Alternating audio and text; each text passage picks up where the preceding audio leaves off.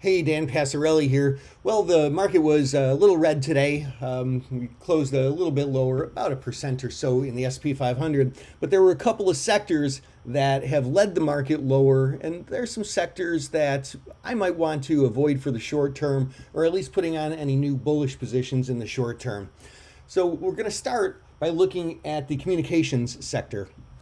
And if you look, AT&T yesterday had earnings. The stock was down quite a bit, fell from about 20 and a half down to about 19 as far as the close before earnings and the open after earnings. And if we come and we look here and pull up the earnings data, the earnings were 60 cents estimated, and they actually ended up being 65 cents. And that's why I tell people earnings is so difficult to predict direction wise, and should stick to volatility trading around earnings and stay away from trying to predict direction.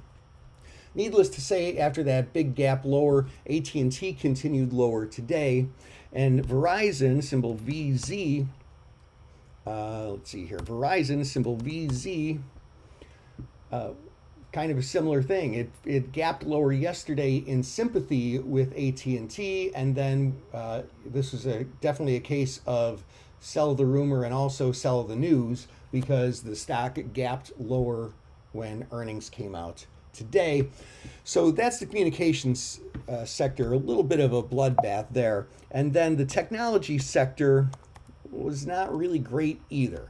And one of the big ones there was Snapchat, SNAP, fell from, let's see, it closed before earnings at 16.35 and opened at $11.10. So just a massive 40% move or so lower, 39% lower is where it closed. And then, of course, we see Amazon and Apple and a lot of the tech sector falling in sympathy with that. So those are those are the sectors that really performed the worst today, and ones that I might stay away from, or if I see some stocks that I like in the long term, maybe consider some cash secured puts, because we often have higher volatility when stocks go down. I hope that helps going into the weekend. Have a great weekend. This is Dan Passarelli, Trade Smart.